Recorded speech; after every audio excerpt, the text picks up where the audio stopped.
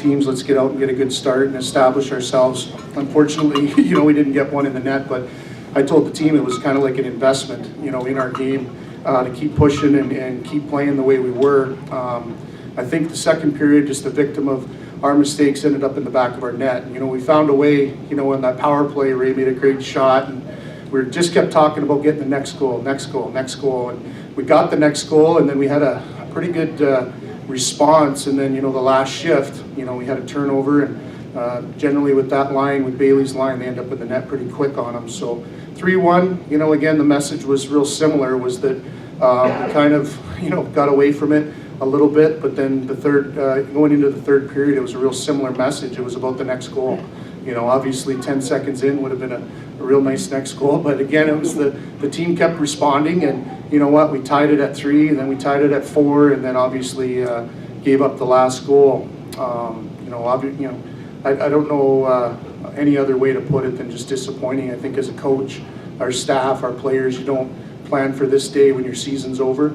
You're always thinking that you're going to have success, and you're going to continue to keep moving on. And I think that it's always a hard day or a hard moment at the end of the season when it ends like this. And I told the team, I said that where we were and where we ended, obviously not where we wanted to be, with being in Grand Rapids next week, but come November, I told them, just keep doing the things you're doing. You got character in this locker room. We've got the right people.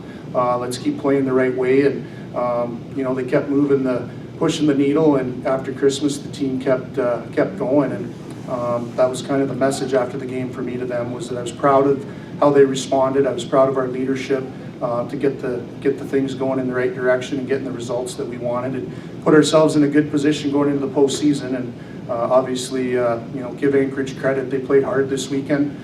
They're all one-goal games, and you can look at them and break them down any way you want. But at the end of the day, they were hard-fought games.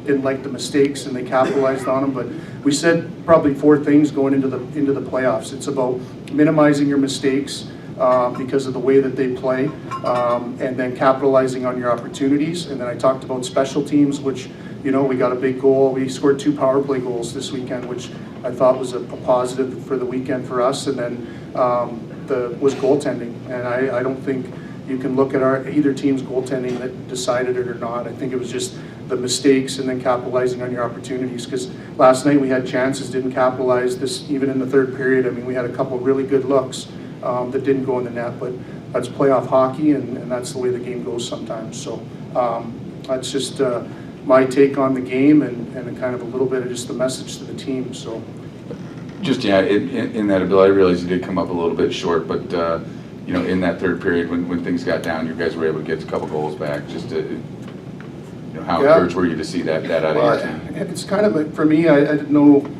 doubt with our team. I just I look them in the eye every day. I know what they do every day. I mean, sometimes if you're just watching them on weekends, sometimes it's easy to kind of maybe see things when things aren't going well. But there's a heck of a lot of character in the locker room. We got the right leadership. I didn't, not a perfect situation, but I certainly liked where our guys were, going into that period. And I mean, you can watch the period. They busted their asses. They didn't sit back. They didn't feel sorry for themselves. They played the game the right way, and at the end of the day, they actually made a really nice play. Cody lost his stick. I think Colton was coming over to support him. They made a heads-up play, a guy on the back door. So that's just kind of. I didn't have an issue with going into the third period down 3-1, other than being down 3-1. I knew our team was going to respond. Dallas, could you just kind of talk about the team's defensemen? Like, you had some guys go down, and you had the rest of the guys kind of stepped up big for you guys. Yeah, I mean, it's part of the game and dealing with adversity. I think that we lost Tyler Morley last weekend, and we lost Trevor Campbell in the first shift, and we're not making excuses. We have guys that step up, and I thought they did a good job.